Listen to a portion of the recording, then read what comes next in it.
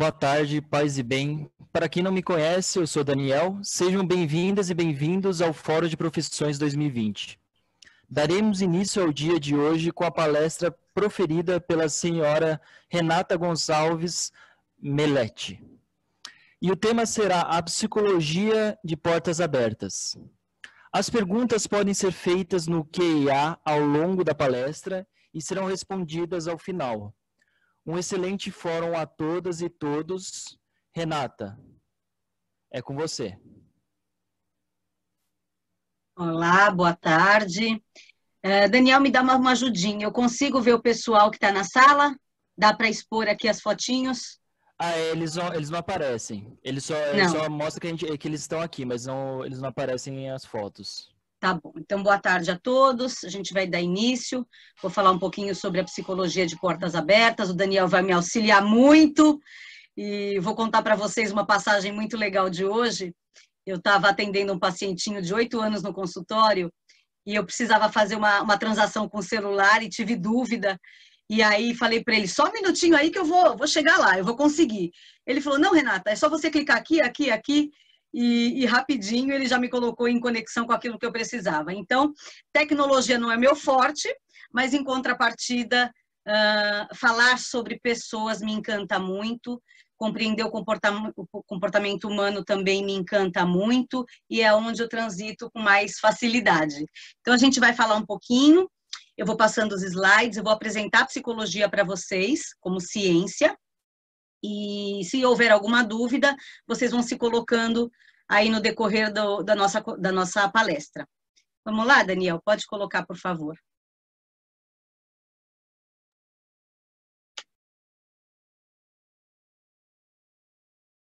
Pode passar.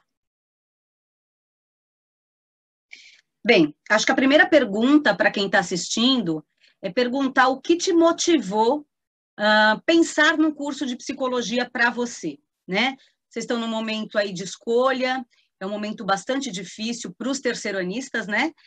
Para quem ainda está no nono, primeiro, segundo, ainda está tendo um tempinho para pensar, para procurar, para refletir sobre, para conversar, para ir atrás. E eu penso que o objetivo aqui é muito este, né? Quando você pensa em psicologia, eu queria que vocês refletissem um pouquinho o que vem à tona na tua cabeça, né? Psicologia para você é referência do quê? Né? Você já teve alguma experiência com psicologia? Você já fez psicoterapia alguma vez? Tem algum primo que faça, amigo, algum tio ou tia que seja psicólogo? Então, o que te motivou a pensar no curso de psicologia? Porque, assim, não raro, a pessoa que está na enfermagem, ela vai parar lá, ela vai ser enfermeira, porque em algum momento da vida a vozinha ficou doente e ela teve vontade de cuidar da vozinha dela. Então, ela starta para aquele curso, para aquela profissão, e ela vai se especializar, cursar, conhecer mais, através da faculdade. Então, eu fiquei aqui pensando o que trouxe cada um de vocês para a psicologia. E que áreas de atuação você conhece dentro da psicologia? Eu tenho certeza que a clínica é uma que você vai pensar, né? A psicologia clínica é aquela que você vai para a psicóloga para fazer psicoterapia, né? Então, essa é uma modalidade da psicologia, uma das áreas da psicologia que é a mais comum e é a que mais tem disseminação, né? Por outro lado, eu acho que você vai pensar também na psicologia hospitalar, por conta do coronavírus, do Covid-19, a gente tem visto muito a atuação de psicólogos dentro da equipe hospitalar, da equipe multidisciplinar, mas a psicologia hospitalar ela existe muito antes disso, né? Mas eu acho que ela só veio à tona agora. As pessoas sabem que o psicólogo pode dar um contorno para as emoções dentro do contexto da doença também. A psicologia organizacional, que muita gente conhece, né? Aquela psicologia da empresa, e a da escola. Por exemplo, a Viviane Paiva, ela não é psicóloga, acho que ela não é psicóloga, mas ela faz o papel de coordenação, de orientação. Então, quando você, aluno, tem alguma dúvida, você sabe que pode recorrer a ela. A Patrícia, que é psicóloga e é professora no PIO, ela também tem esse lugar dela dentro do colégio. Então, nesse sentido, a gente vai pensar um pouquinho em que áreas a psicologia pode oferecer para você enquanto profissão. Pode passar, por favor. Bem, antes da gente falar das áreas, que é bem importante, já já chega, eu acho bem importante a gente destrinchar a palavra, a gente entender um pouquinho o que significa psicologia, né? E a psicologia, ela provém de termos gregos, que é psico, alma, né, ou atividade mental, e logia, estudo. Né? Então, é o estudo das atividades mentais, o estudo da alma humana, no sentido das emoções. Né? Lembrando que a psicologia, ela é ciência. Ela é o estudo científico dos processos mentais, do comportamento do ser humano e as interações do físico com o social. Né? A gente não pode pensar que o ser humano é uma coisa só. Né? Assim, a pessoa adoeceu, a pessoa está com um diagnóstico de câncer. Ela é só um câncer? Não. A pessoa que adoeceu de câncer, ela é uma pessoa que tem nome, sobrenome, família, idade, contexto social. Ela está inserida num lugar social, afetivo, emocional, ambiental, e tudo vai fazer sentido. É uma pessoa que teve muita mágoa na vida, é uma pessoa que sofreu uma rasteira muito grande. O que aconteceu para patologizar, né, para virar patologia aquela doença? Então, a minha especialização é em psicossomática. E psicossomática, psicossoma, psico é o que a gente está falando da alma e soma é o corpo, né? Então, psicossomática fala da união de corpo e alma. Né? Então, não dá para a gente pensar numa pessoa como uma coisa só. Né? Ela é só física. Não. A pessoa é física, a pessoa é emocional, a pessoa é biológica, a pessoa é espiritual, a pessoa é um todo. Isso que é uma visão holística, visão do todo. Pode passar, por favor, Daniel. Então, tá bom. O que faz um psicólogo, né? Em qualquer área que se escolher da psicologia, ele é um profissional que vai estudar a mente humana e o comportamento também, como eu estou aqui colocando. E ele vai identificar os problemas que estão relacionados a essas questões de comportamento e de emoção, né? Então, assim, qual que é o principal objetivo de um psicólogo? É ajudar o paciente ou o cliente dele a resolver as questões internas, as questões de dentro, proporcionando muito mais qualidade de vida, alívio para aquela pessoa seguir e continuar, e para se relacionar melhor com o familiar, com o amigo, com o meio social em geral. Vamos pensar agora, eu vou trazer um pouquinho para o contexto da escola, por exemplo, do colégio. Uma pessoa que está sofrendo bullying dentro do contexto escolar, né? Como vocês acham que fica essa pessoa? Né? Uma pessoa que é super tímida, ela é super introspectiva, ela é super ensimesmada é dentro de si mesma, né? Como vocês acham que fica uma pessoa toda tímida no contexto de um colégio, vai no ensino médio, em que normalmente o jovem tem as características que vocês bem conhecem, muitos de espontaneidade, de grupo, de troca, de rolê para cá, rolê para lá, balada não sei onde, show, né? Como é que fica essa pessoa tímida no meio desse grupo que é, né? Que é integrado? Então, é aí que esta pessoa mais tímida, mais introspectiva, ela pode se beneficiar muito com a psicoterapia, né? Tentando se ajudar, tentando rever os seus padrões de comportamento, tentando se adequar sem se ferir. Ela não precisa deixar de ser ela mesma para poder agradar a todo mundo, porque daí ela vai ser infeliz. Então, daí eu tenho duas infelicidades, a do bullying, que ela sofre, e a de tentar ser quem ela não é. Né? Então, assim, só que felizmente, eu gosto de falar isso, o ser humano é muito adaptável, né? As pessoas, elas são muito dinâmicas, a vida é dinâmica, né? Então, se ela tiver ajuda e apoio emocional, ela tem muito para disparar. E esse é o nosso papel. Né? Então, se você está pensando em psicologia, você tem que pensar em se colocar no lugar do outro, em ajudar esse outro a se enxergar melhor, a ampliar os horizontes dessa pessoa que está em dúvida sobre tudo. Né? E às vezes sobre nada, né? Mas que ainda assim ela não está bem com ela, ou com a família, ou com um amigo, ou com um grupo, enfim, pensando que este é um dos nossos objetivos como psicólogo. Pode passar, por favor. Então, tá bom. Quando eu falo em áreas da psicologia, eu mencionei 10 áreas da psicologia. Felizmente, a minha profissão é uma profissão muito versátil, né? Então, eu sempre brinco, se você não quiser fazer psicologia para atuar, né, na vida como psicólogo, em algum momento da vida, faça psicologia para compreender melhor a mente e o comportamento humano. É sensacional, né? Porque você vai ser aquela pessoa que você vai estar sempre olhando para um problema, para uma pessoa, para um contexto, com uma bifurcação de ideias, né? Com um olhar super ampliado. E é muito legal isso, né? A gente ter esse olhar em que a gente pode, de uma escuta, sacar a necessidade do outro, interagir, interferir e colaborar com o outro, para mim, é o que me dá mais prazer na vida, né? E assim, eu me sinto tão dentro da psicologia que eu não distingo mais, né? Se eu estou numa situação, numa reunião familiar, eu não consigo desligar a chavinha da psicóloga. Eu estou conversando com uma prima, com uma tia, eu estou sempre escutando a mais, eu estou sempre procurando entender o que ela quer me dizer com aquilo que ela está dizendo. Então, existe um clichê muito grande do psicólogo com esse olhar, mas eu costumo brincar e falar, ó, ninguém tem bola de cristal. Né? O psicólogo não tem bola de cristal, a gente não tem mágica na manga, né? A gente vai andar e vai ajudar e colaborar com o outro em cima daquilo que o outro trouxer.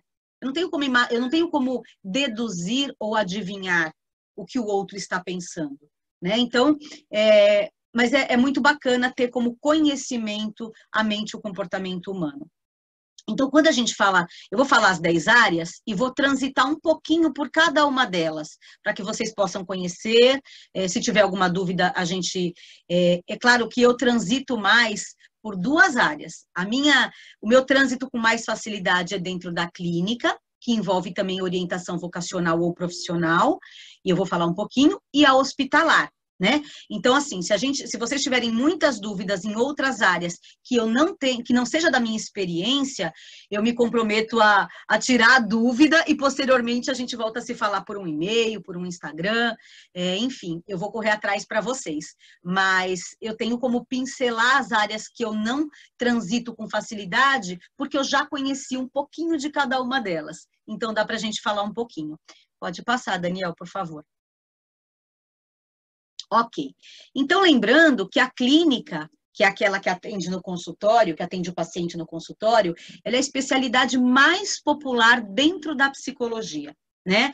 Normalmente, quem faz psicologia já entra sonhando com o consultório. Ah, porque o meu consultório vai ser assim, vai ser assado, vai ter tal coisa, vou fazer do jeito que eu sempre sonhei, né? É claro que existe uma longa distância, né, entre eu iniciar o curso até eu me formar. Mas essa é uma fantasia, é uma ideia que todo estudante de psicologia acaba carregando e brincando com as ideias, o que é saudável, claro, né? Então, assim, na clínica, o profissional, ele ouve os pacientes para auxiliá-los nos processos de compreensão, prevenção e alívio do sofrimento de ordem psicológica. Tá? Então, assim, quando eu falo de prevenção, a gente trabalha na prevenção com a clínica, mas a gente também atua no tratamento, né? Quando um paciente chega com um grande episódio de bullying, por exemplo, já que eu peguei esse exemplo, a gente não está mais na prevenção, a gente já está num problema instalado. E aí eu preciso não prevenir, eu preciso tratar, resgatar o paciente dentro daquele problema que ele me trouxe, né? Foi só um exemplo, mas tem N outros exemplos. O atendimento dentro da clínica, ele pode ter algumas características. Ele pode ser individual, que é quando eu, Renata, atendo o meu paciente individualmente, que pode ser criança, adolescente, adulto ou centenário também. Só contando uma experiência, eu tive a minha pacientinha mais novinha, teve 1 ano e meio. Ela tinha 1 ano e meio quando ela chegou para mim. Renata, mas 1 ano e meio na terapia? Pois é, às vezes, pais muito ansiosos acabam achando que a questão está com a criança. E aí eles trazem a criança para a terapia. E cabe a nós, psicólogos, fazer essa leitura da família. Claro que essa pacientinha, ela não é uma paciente verbal ainda. Ela não vai sentar ali no meu sofazinho e vai ficar trocando ideia comigo. Lógico que não. Então, no caso dela em especial, eu atendi ela com a mãe. Então, nós brincávamos muito juntas e na brincadeira, a criança, na verdade, com criança a gente chama de ludoterapia. Ludo é brincar e a terapia é o apoio que a gente dá emocional para o paciente. Então, a gente brincando, ela foi trazendo respostas daquilo que eu precisava checar, até que depois do diagnóstico, eu sentei com a mãe e com o pai e dei a devolutiva. Então, para vocês entenderem que não tem limite, né? Ser humano precisa de ajuda. A gente precisa de ajuda sempre, né? E que bom ter pais atentos, que de repente tem um clique e fala, opa, a gente precisa ver o que está acontecendo aqui, né? Então, é assim, é muito amplo, é infinito o nosso campo de atuação. O atendimento pode ser individual, em grupo, né? Então, por exemplo, vamos pegar aqui, quem nunca ouviu falar do AA, dos Alcoólicos Anônimos, né? Ali é um grupo terapêutico, né? Normalmente mediado por um psicólogo, tá? Então, ali é um grupo de autoajuda em que um psicólogo é o mediador. Eu já trabalhei com grupos de adolescentes. Então, assim, fizeram um grupo, me procuraram, aí, Renata, será que a gente pode fazer junto? Né? É claro que eu não vou tratar, neste caso, as dinâmicas individuais, embora vá surgir. Mas a gente faz um grupo e vocês, jovens, se encontram muito no grupo, né? Faz muito sentido o grupo para o jovem. Então, neste grupo, a gente trabalhou aspectos emocionais grupais que o grupo trazia e foi super legal, né? Porque um ajudava o outro. E essa é a função do grupo. Pode ser familiar, quando uma família está num contexto de necessidade de ajuda, né? E aí a gente fala de uma abordagem que ela é sistêmica, né? Que ela dá um abraço na família como um todo. E pode ser também de casal, né? Terapia de casal. Terapia de casal não serve só para unir casais que estão querendo se separar.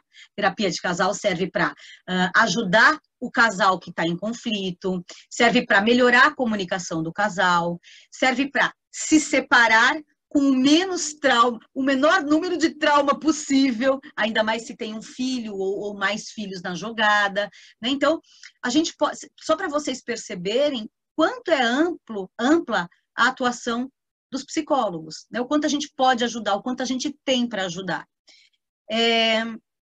Uma novidade, o CFP é Conselho Federal de Psicologia. E uma novidade do CFP, na resolução de novembro de 2018, eles regulamentaram o atendimento online, virtual. Então, assim, a pessoa fazendo psicoterapia pelo computador, online mesmo, né, virtual, dos mais diversos lugares do país. Se você vai para o Canadá e quer continuar comigo, você vai e a gente faz a psicoterapia online.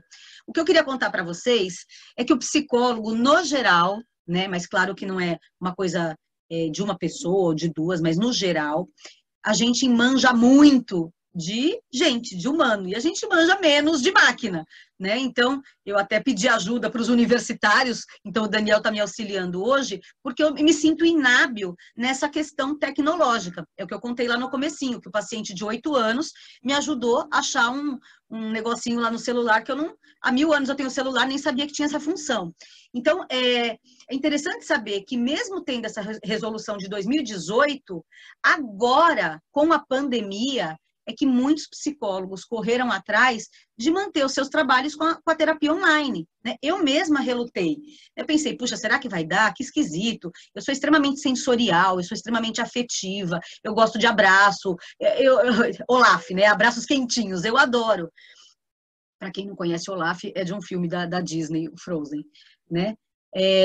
Então, só para vocês entenderem que, assim, a gente tem as resistências, né? Cada um tem as suas resistências, mas eu achei fantástico que com a pandemia eu despluguei, né? Aquela chavinha que estava enferrujada, eu falei, bom, ou eu continuo trabalhando e eu cedo ao online, ou eu vou parar de trabalhar. E foi uma experiência, tem sido uma experiência sensacional, sensacional. Então, assim, o quanto a gente se redescobre, o quanto, eu sei que a palavra da moda é reinvenção e o novo mundo, né?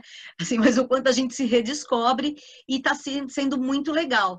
Desde 2018, poder atender, passei 2 anos sem interesse por essa modalidade e hoje essa modalidade me ajuda a dar continuidade no meu trabalho, inclusive aqui agora com vocês. Eu confesso que é muito estranho para mim, eu me sinto desfalcada falando sozinha aqui, né? É uma dificuldade da Renata, né? Mas que bom saber que tem esse recurso e que ainda assim eu estou viabilizando da gente pensar conjuntamente sobre a profissão que vocês estão aqui hoje na sala querendo ouvir, querendo entender melhor. Pode passar, por favor, Daniel. Bom, falando em psicologia clínica, a gente tem 3 frentes principais. Existem muitas outras abordagens. O que é a abordagem da psicologia? É aquele papo que você fala assim, vou no psicólogo. Ah, que linha ele segue?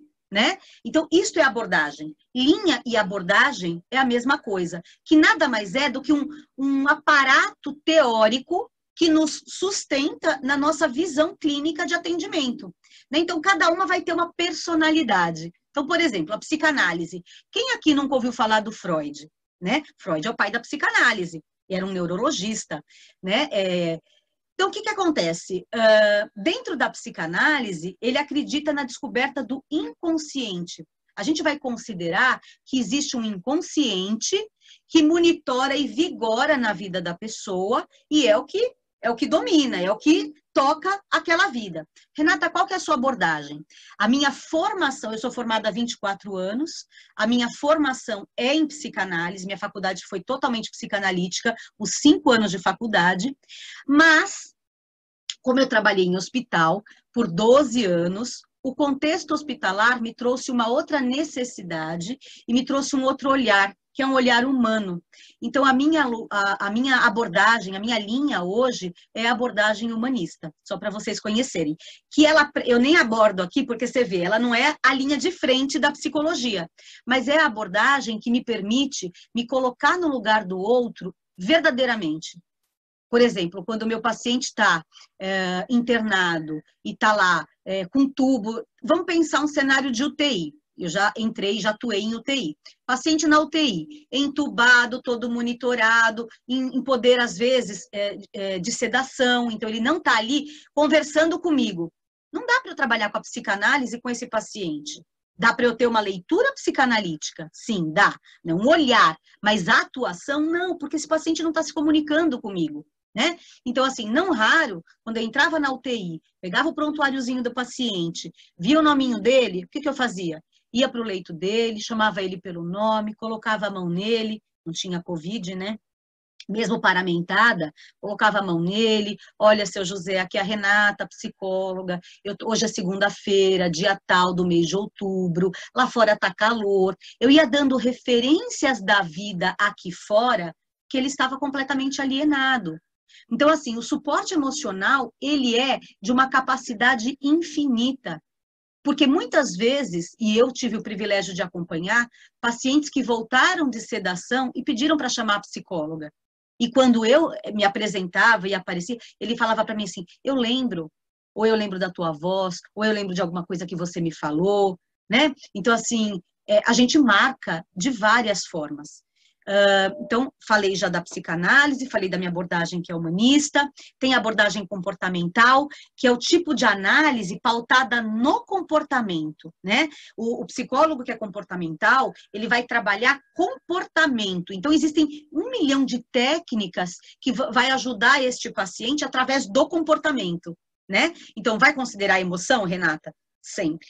Né? A gente não pode dissociar a psicologia de emoção, né? Mas vai trabalhar com foco no comportamento. Tem a psicologia, tem a abordagem analítica, que também quem nunca ouviu falar em Jung, né? O Jung todo mundo que fala de símbolos, de sonhos, se pauta no Jung, né? Então, ele atua com o indivíduo na totalidade também, né? Mas sempre dentro de um contexto coletivo, nunca isolado. Essa é a diferença também da psicologia analítica, da linha analítica. Pode passar, por favor, Daniel.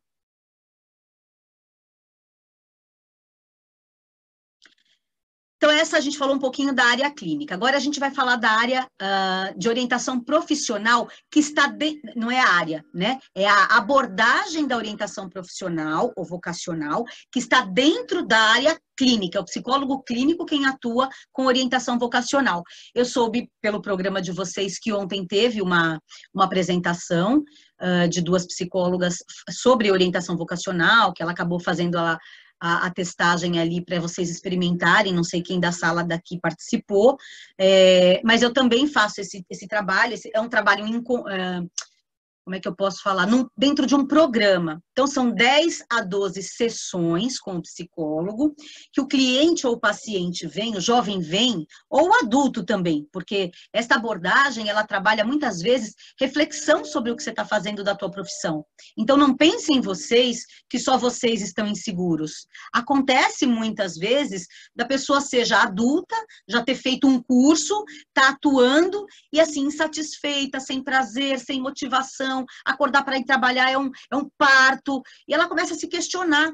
Então, esta pessoa, ela vem também para reorientação vocacional, profissional, e a gente pensa conjuntamente o que está acontecendo, onde se perdeu a profissão dela, para a gente ver se está no perfil adequado, para a gente pensar conjuntamente se de repente vale a pena investir numa especialização, mudar de área, migrar, né? E no caso do jovem, é uma ferramenta que ajuda a identificar os atributos pessoais, né, do perfil desta pessoa, para contribuir no sucesso da satisfação da escolha profissional dela, né? Então, a gente vai fazer teste, reflexão, vai a campo, vai fazer pesquisa, vai fazer entrevista com profissionais da área, das áreas que aparecerem como as principais, para poder identificar e chegar o mais próximo possível daquilo que para você é interessante como profissão. Ai, Renata, mas dá um medo de errar? Dá.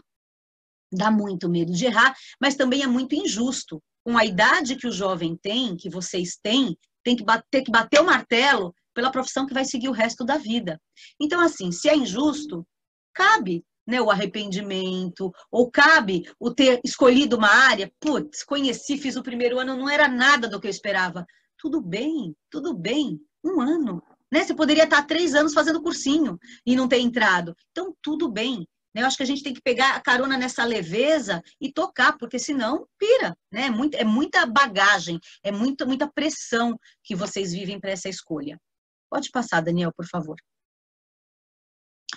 A psicologia hospitalar, que é uma outra área, ela vai trabalhar um pouquinho assim, como objetivo principal, diminuir, minimizar o sofrimento causado dentro do contexto hospitalar. Que tipo de sofrimento? Do diagnóstico e da doença, né? Então, assim, você, de repente, se percebe... vou dar um exemplo pessoal.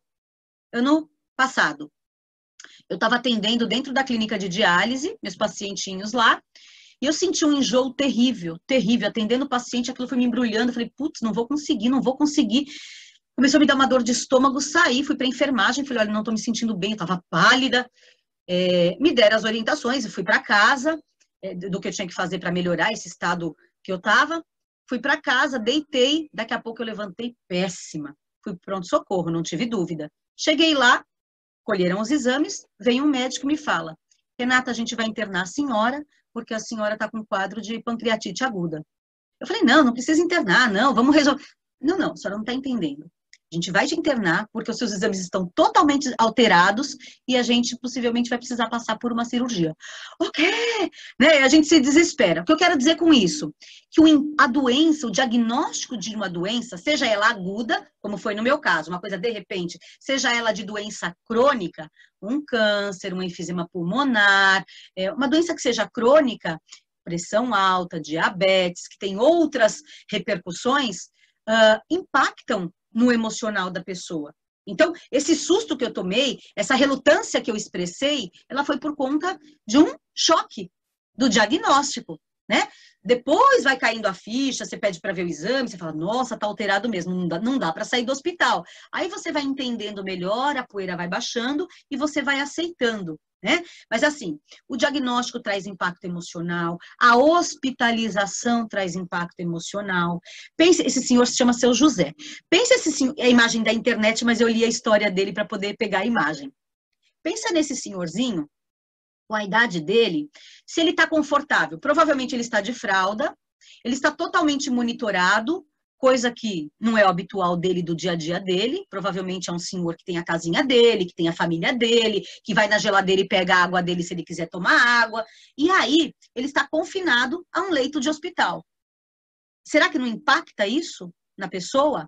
Claro que impacta. Né? Então, assim, a questão da dignidade, né? Eu não tenho a minha roupa, no caso dele, não pode usar cueca, vai ter que usar fralda, vai ter que fazer as necessidades na fralda. Então, assim, como é que fica a dignidade desta pessoa? Abalada. né? Então, assim, sequelas em decorrências emocionais da hospitalização existem e nós, psicólogos, podemos ir muito aliviar esse sofrimento, diminuir esse sofrimento, né? E aí, claro que eu não vou falar aqui como, porque são 5 anos de faculdade para a gente poder aprender as estratégias e os recursos para a gente poder lidar com isto. Pode passar, por favor.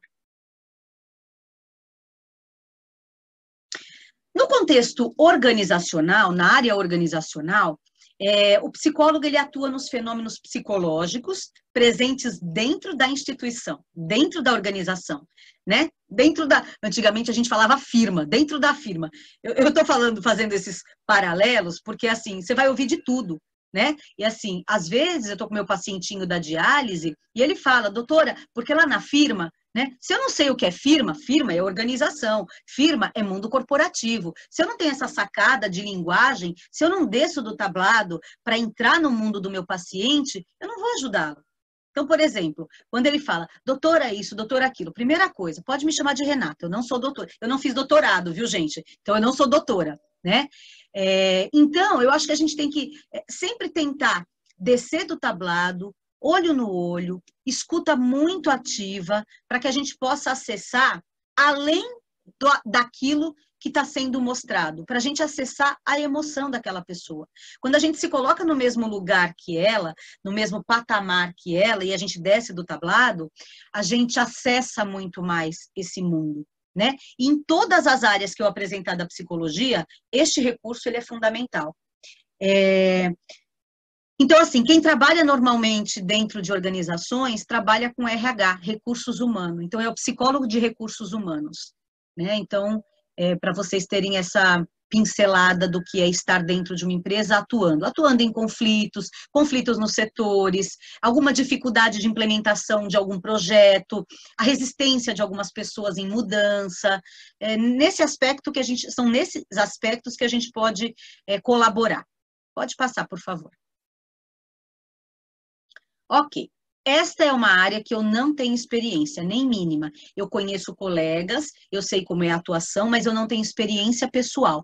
A psicologia jurídica ou forense, os dois nomes estão corretos, ela atua, é um campo da psicologia que se dedica à interação entre a psicologia e o direito. Então, para eu atuar aqui dentro, eu vou precisar ter um affair mínimo pelas leis, pela legislação, para compreender um pouquinho onde é que eu estou entrando, né? Porque eu vou estar em embate com o juiz, eu vou estar em suporte com família e com advogado, o tempo inteiro a minha atuação vai ser neste campo de trabalho, né? Neste lugar. Né? Então, assim, qual a principal função do psicólogo jurídico ou forense? É auxiliar em questões relativas à saúde mental, sempre, né? Sempre, psicólogo auxilia em saúde mental, dos envolvidos dentro de um processo. Pode ser um processo de separação, pode ser um processo de violência, pode ser um processo de direitos humanos, pode ser um processo criminal, né? E aí você vai ter que se perguntar, uma coisa interessante de eu falar também para vocês é que, assim, não é porque eu estou na área que eu sou obrigada a aceitar tudo que cai no meu colo. Não, eu tenho o meu limite de atuação, né? Então, se eu tenho alguma dificuldade, se eu tenho um limite para atuar, primeiro de tudo, eu preciso reconhecer. Como é que você reconhece isso, Renata? Terapia, muita terapia, né? Então, assim, eu sou formada há 24, eu faço terapia há 30, né? E o psicólogo, ele sempre precisa estar em terapia. Por quê? Porque a gente está sempre lidando com o outro. E o outro não vai vir para a terapia para ficar tomando um cafezinho com a gente, trocando ideia, falando, vai fazer isso também. Mas para que ele possa fazer isso e para eu não me misturar, eu preciso saber até onde eu posso ir. Né? Então, é importante a gente fazer terapia para a gente sempre saber até onde eu posso transitar, até onde eu posso caminhar. Né? Eu tenho uma colega que é advogada, no mesmo tempo de formada que eu, e ela é advogada criminal. E uma vez a gente conversando, eu falei que para mim era uma área muito difícil, né? Que eu não me imaginava, por exemplo, tendo que fazer algum tipo de defesa de que os meus valores e crenças pessoais não encaixavam. E ela falou, é isso mesmo, se a gente tiver esse tipo de dificuldade, fica muito difícil de encarar o dia a dia profissional. Aí é aquele profissional que vai ficar sofrendo, que não vai desenrolar legal, né, que vai ter dificuldades no seu desenvolvimento de projeto e planos. Então, a gente precisa estar muito consciente daquilo que a gente está escolhendo, inclusive como linha e área de atuação. Vamos lá, Daniel, por favor. A psicologia esportiva é uma área bem intensa de trabalho, né? Então, assim, é uma área de estudo da psicologia que visa promover melhoria de qualidade de vida e desempenho esportivo dos atletas, né? Então, qual que é o objetivo? Promover saúde mental, sempre, né, em qualquer uma das áreas, promover melhor comunicação. Por quê? Porque o esporte, não raro, é trabalhado em equipe, né? Em time, em grupo, né? Então, se eu não tenho boa comunicação, se eu não tenho flexibilização, maleabilidade, plasticidade, cara, eu não vou me dar bem, né? Não vou me dar bem. Se eu for aquela pessoa que eu tô sempre voltada para o meu umbigo, como é que eu vou estar dentro de uma equipe? Meu parceiro, o meu par depende de mim para o time legal, né? Então, não raro, os times de futebol, de vôlei, hand, os esportes no geral, eles têm um suporte, um apoio psicológico intenso, até porque pensem na pressão de um time de vôlei que vai para uma Olimpíada, por exemplo, para um time de futebol que vai para a Copa do Mundo. Como é que fica? Como é que fica a cabeça, o sentir, as emoções? Como é que está a pressão na cabeça e no sentir desses jogadores, né, desses atletas? Cara, uma coisa assim surreal da gente colocar nos pratinhos da balança, né? Então, por isso que precisa de suporte, de apoio emocional. Aí vocês vão prestando atenção, que eu acho legal falar, que assim, existe um link, por isso que eu falo que se você não fizer psicologia para atuar, cara, faz para a vida um dia, né? Por quê? Porque assim, eu estava tanto pensando em educação física, mas eu adoro psicologia. Opa! Faz o casamento, né? Então, assim, dá para trabalhar com esporte dentro da psicologia. A mesma coisa, putz, estava em dúvida de fazer direito, queria muito fazer direito, mas eu amo tanto psicologia, esse lado humano. Putz, você vai ser ou um advogado sensacional, porque vai ser humano, ou um psicólogo que vai compreender muito bem o lado do direito, né? Então, de novo, casamento, né? Então, dá para a gente mesclar as áreas através da psicologia, se este for o desejo, claramente, né? Pode passar, Daniel. Educacional, né? Então, assim, dentro do contexto escolar, a gente precisa muito ter um apoio, um olhar de alguém, né? Que seja um olhar ampliado, uma escuta ampliada, porque vai ter conflito dentro do contexto escolar também, né? O objetivo principal do psicólogo educacional é auxiliar na melhoria da qualidade do desempenho deste aluno, né? E aí, eu posso falar que o impacto de ordem emocional, às vezes, ele é tão grande, ele é tão devastador, que aquele aluno, que era um excelente aluno, começou a decair o desempenho dele. Por que está decaindo o desempenho dele? Eu trabalhei muitos anos dentro de escola, uma escola de grande porte, privada, particular, e eu trabalhava na orientação. E era muito interessante que, assim, eles falavam, eu vou na sala da tia Rê tomar um chazinho. Mesmo sendo do ensino médio, eles me chamavam de tia Rê.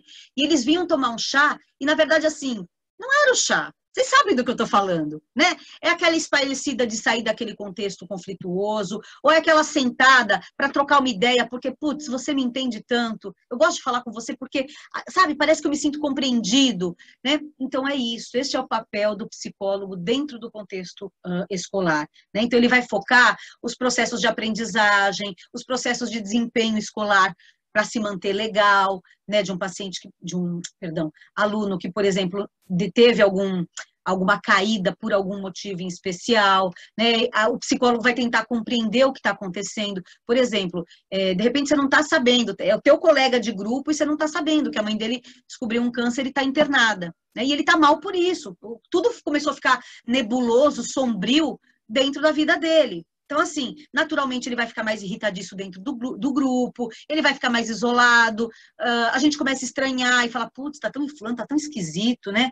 O que está acontecendo com essa pessoa, né? Então, por isso a importância de um psicólogo escolar dentro do contexto escolar também.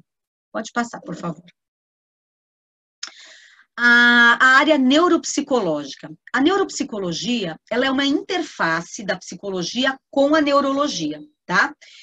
Então, assim, o que ela estuda? As relações entre o cérebro e o comportamento humano. E as emoções, Renata? Estão ativas, vivas como nunca, né? Então, assim, o trabalho de avaliação do neuropsicólogo, ele envolve uma investigação de funções cognitivas como memória, atenção, linguagem, função executiva. Então, o neuropsicólogo, ele vai unir a avaliação de personalidade com a avaliação cognitiva do paciente. Eu não trabalho com avaliação neuropsicológica. Por quê? O psicólogo que trabalha com avaliação neuropsicológica, ele fez uma pós, ele fez uma especialização de 3 anos, tá? Então, para você ser neuropsicólogo, além da faculdade, que são 5 anos, você precisa fazer uma especialização para se tornar habilitado para aplicação de testes que são muito específicos, de uma complexidade imensa, né? Então, assim, um paciente que, por exemplo, não consegue evoluir, não sai daquele lugar, ele tem alguma trava em alguma coisa, ele precisa investigar. Então, normalmente, ele vem para o psicólogo, às vezes até um psicólogo que não é neuropsicólogo, né?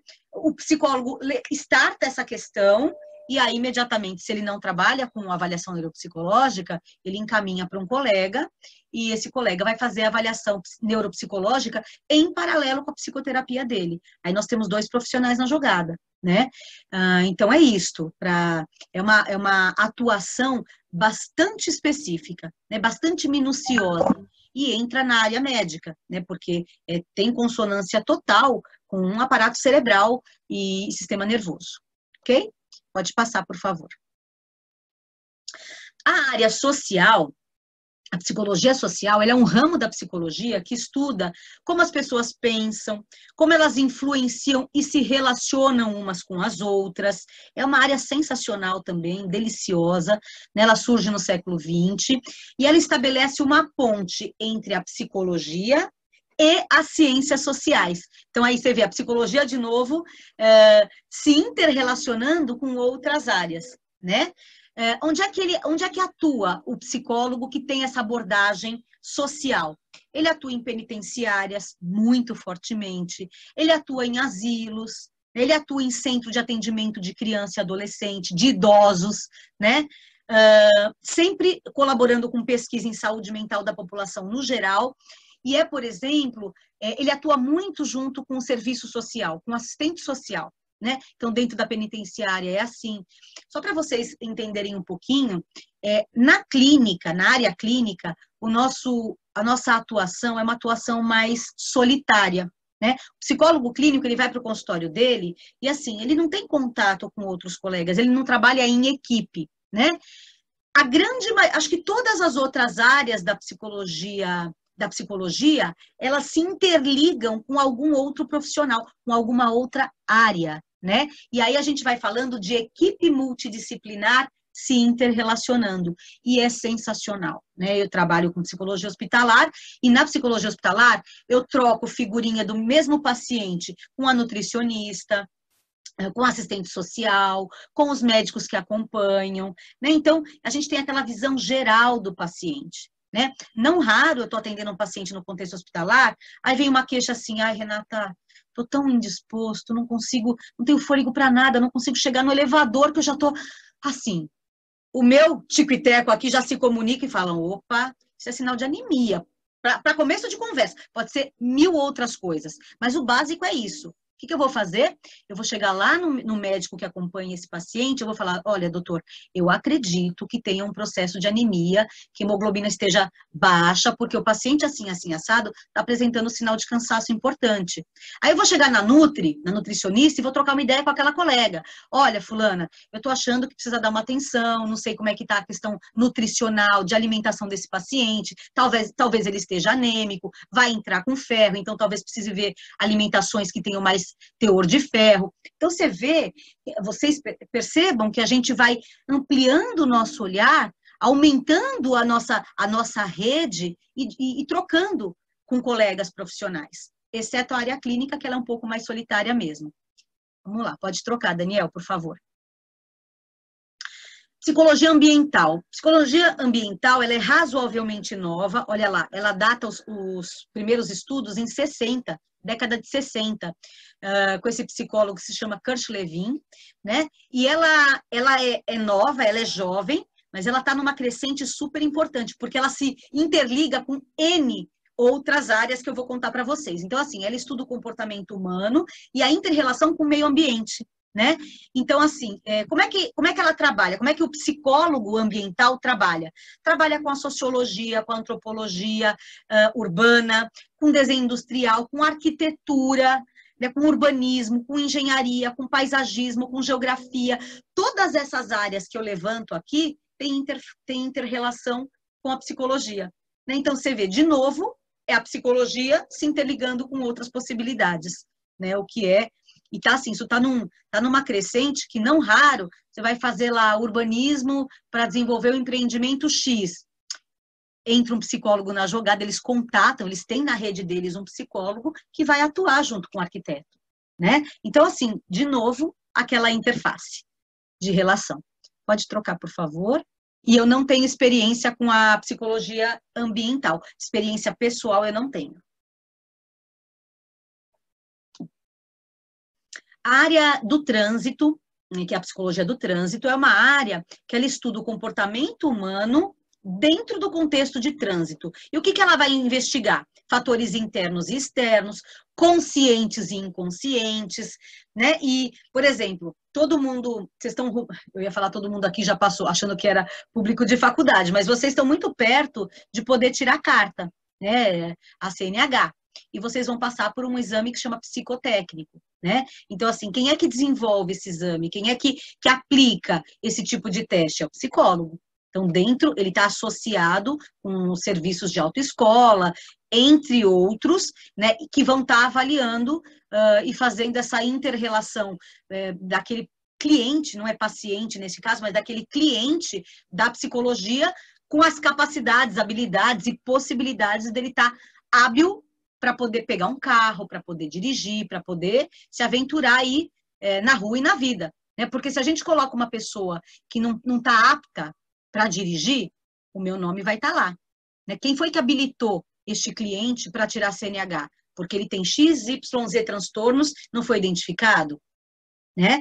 Então, também é uma outra área que a gente tem essa atuação estreita, que eu também não tenho experiência próxima, né? Assim, tenho experiência de estudo e tenho experiência de escuta, de colegas que trocam, mas não minha experiência, eu dentro deste contexto. Pode passar, por favor, Daniel. Legal, falamos então das áreas, a gente tem mais 10 minutinhos, eu vou correr um pouquinho. Remuneração, todo mundo quer saber, né? É importante, para eu definir a minha profissão, eu tenho que saber da remuneração. Então, assim, não dá para eu falar para vocês, ganha X, Y, Z. Por quê? E não é assim, ela é lisa. Não, não é que eu sou lisa. É que, assim, é muito variável, de acordo com uma série de fatores. Não dá para a gente considerar um único fator. Porque, assim, a área de atuação vai imperar, né? Por exemplo, a psicologia hospitalar ganha diferente da psicologia hospitalar, que ganha diferente da psicologia do psicólogo clínico, absolutamente diferentes. A carga horária, né? Então, assim, quem trabalha 40 horas semanais e quem trabalha 16 horas semanais. Há quem tem essa divergência de carga horária. O tipo de vínculo que ele cria, se é CLT, se é prestador de serviço, se é autônomo. Então, tudo isso é extremamente variável. Existem vários sites de simulação de remuneração por profissão. É bem legal esse site. Ele dá uma ideia, que não é muito fidedigna por conta dessas variações que eu estou apontando para vocês, mas ele dá uma ideia. Então, assim, se você tem uma área em mente e quer simular, entra no site, joga lá, que você vai conseguir ter uma ideia. Eu acho importante esse tipo de pesquisa também. Pode passar, por favor. Bem, Renato, o que precisa para ser psicólogo? Precisa de algumas características. Não dá para a gente se aventurar no mundo da psicologia se a gente não tiver empatia, se a gente não for informado e não for sedento por busca de informação, né, porque a gente tem a função de trazer informação para o público, disponibilidade interna para o outro, né, não é disponibilidade de agenda só, disponibilidade de dentro para fora, para o outro, que é meu paciente que me procura, amor, né? Isso acho que em qualquer profissão. Aliás, eu acho que todas essas características para qualquer profissão. Mas não dá para ser um psicólogo se você não é empático na relação com o outro. Não dá, simplesmente não dá. Compaixão, né? Então você pega a história de um paciente, se você não se condói, se você não se põe no lugar, se você não tem compaixão viva pela história do outro, dificilmente você vai conseguir ajudá-lo. Respeito, relacionamento, facilidade de relacionamento, escuta, né? Então, assim, não adianta o paciente estar falando e eu estar lá brisando, né? Pensando, sei lá, em outra coisa que eu vou fazer. Cara, perdeu a fala do paciente, você perdeu muito. Prevenção, atuar na prevenção é uma característica importantíssima dentro da saúde mental, porque senão a gente só vai trabalhar na doença, no transtorno, né? Tratamento, né? Então, o exemplo do bullying que eu dei. Se está sofrendo bullying, já tem que tratar, não, sair da prevenção, né? Então, eu tenho que estar pronta para as duas atuações, prevenção e tratamento. Sigilo, né? Não dá para eu sair de um atendimento cabeludo e chegar em casa e falar assim, eu preciso falar com alguém, eu preciso falar com alguém. Aí chega no marido, chega no irmão, cara, atendi um cara hoje que XY, eu não posso, eu tenho uma jura na minha faculdade, quando eu me formo, e eu tenho que honrá-la por todos os dias da minha vida, por isso que eu faço terapia. Então, impactou, a história do outro impactou em mim, eu vou na minha terapia, que é um lugar protegido para mim e para o meu paciente, e ali eu vou falar que impactos me trouxe na vida a história e o relato daquele paciente naquela sessão, né? Então, sigilo é palavra de ordem. Raciocínio abstrato. Se eu for absolutamente concreta, eu preciso migrar para outra área. O psicólogo precisa ter esse raciocínio mais abstrato. Orientação, porque eu vou trabalhar com orientação, junto com a informação. Acolhimento, lembra do abraço quentinho? Né? É o acolhimento que eu me refiro. Né? Imparcialidade, e subjetividade. Eu acho que são coisas que são características que se você não tiver, você pode desenvolver. Eu posso desenvolver, Renata, essas características? Você pode. Você precisa estar bastante disponível, bastante sedento por desenvolver e fazer psicoterapia. Você consegue melhorar, sim, e desenvolver. Próximo, por favor, Daniel. Como saber se eu tenho perfil para ser um psicólogo? Você precisa observar se você gostaria de atuar no diagnóstico, na prevenção e no tratamento de doenças mentais, transtornos mentais, distúrbios mentais e de personalidade. E se você está sempre disposto a ajudar pessoas e se você sabe se relacionar com elas de modo empático, né, de colocar no lugar dele, de conseguir dar as mãos, de conseguir abraçar, de conseguir estar junto com a pessoa. Na minha abordagem, a gente fala estar com o outro, verdadeiramente. Então, porque é uma profissão que trabalha o tempo inteiro com um contato humano. Pode passar, por favor, Daniel. Aqui só é uma figurinha que eu amo de paixão, na verdade ela estava em espanhol e eu traduzi, mas ela faz assim, o coração do psicólogo, ele sabe iluminar e mudar a perspectiva, ele sabe escutar, ele tem o poder da palavra. Aliás, nós psicólogos só temos a palavra e a escuta como ferramenta de trabalho. Eu não tenho estetoscópio, eu não tenho maleta, eu não tenho régua, eu não tenho compasso, eu tenho escuta e eu tenho a minha fala. Então, são as minhas maiores e melhores ferramentas no trabalho com o outro. Ajuda o cérebro e o coração a se entenderem, porque às vezes essas duas instâncias elas brigam, né? O cérebro diz uma coisa, o coração diz outra, e fica um descompasso, né? Então, o psicólogo ele ajuda a compassar, a harmonizar essa comunicação. Ele é observador, ele é especialista em ajudar a montar quebra-cabeças, e ele possui empatia e paciência. Pode passar, por favor, Daniel? E aqui fica o meu contato, tá, do Instagram profissional, o meu e-mail, se vocês quiserem anotar, fazer alguma pergunta no privado, me coloco super à disposição. Eu sou mãe do Colégio Pio XII, tenho um filho no colégio, então de vez em quando pode ser que a gente se trombe no ambiente físico quando acabar a pandemia. Meu celular está aí também para WhatsApp, e quero deixar essa frase, que é uma frase que tem dentro do meu consultório, que é: nada é tão nosso quanto os nossos sonhos. Então, assim, é embarcar nessa carona e pensar bastante a esse respeito. E agora eu estou à disposição aí de vocês para alguma pergunta. Já tem alguma perguntinha, Daniel? Oi, Renata, obrigado. Tem sim, tem duas perguntas, você acabou de aparecer uma outra. Só deixa eu me Tá. organizar aqui, só um segundo.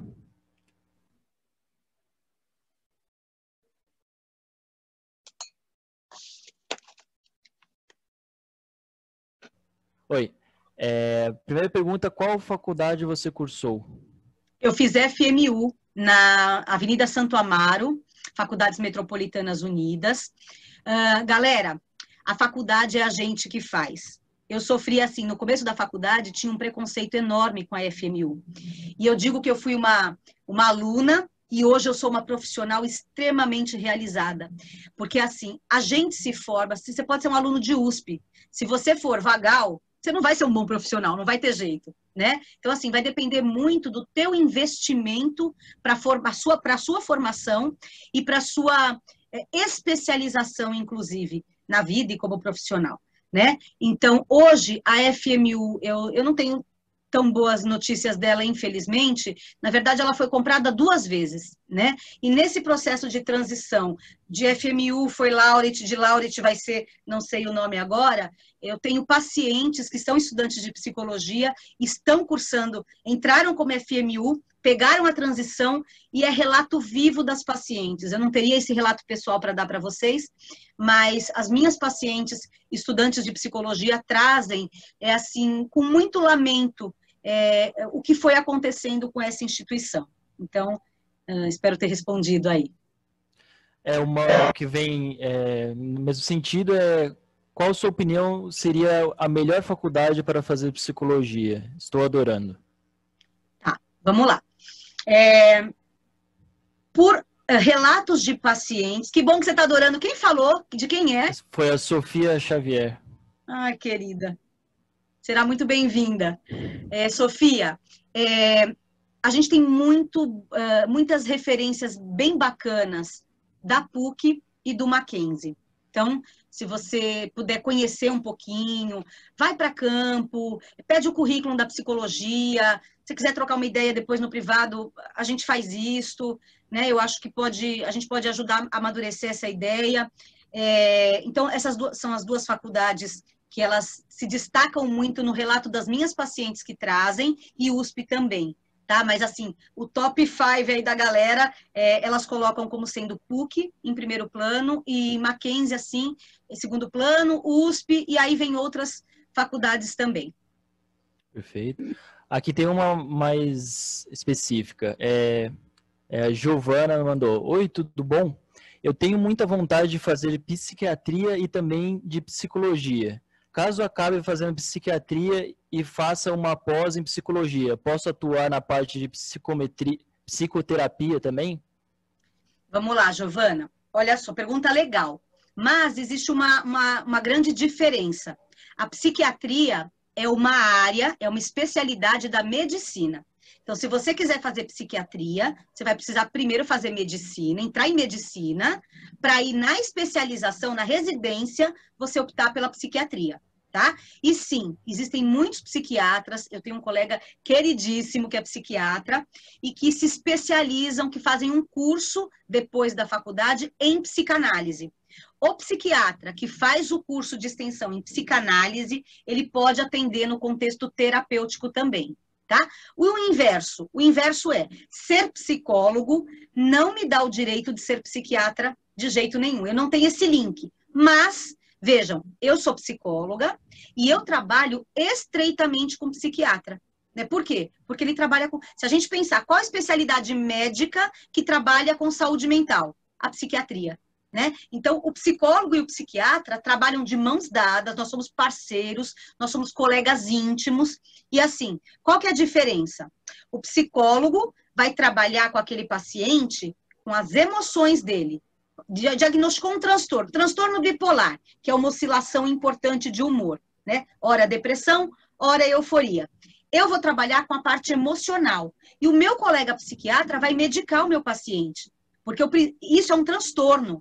E para o transtorno com diagnóstico, eu preciso que ele esteja medicado, para que ele consiga chegar na terapia legal, para que a gente consiga pensar em mudança de padrão de comportamento, né? Então, psiquiatra e psicólogo caminham juntos, só que a psiquiatria é da ordem da medicina e a psicologia é uma faculdade independente de ordem de saúde mental. Bem, a gente já está com o final do horário. Pena. É uma pena, tinha outras perguntas, eu peço até liberdade se as pessoas puderem fazer as perguntas depois nos seus canais. Por favor, façam isso. Né? Sim. Então, mais uma vez, muito obrigado, Renata. Obrigada. Faremos um rápido intervalo e logo voltamos com o próximo ciclo de palestras. Eu que agradeço. Obrigada, viu? Obrigada. Obrigado. Tchau. Tchau, tchau.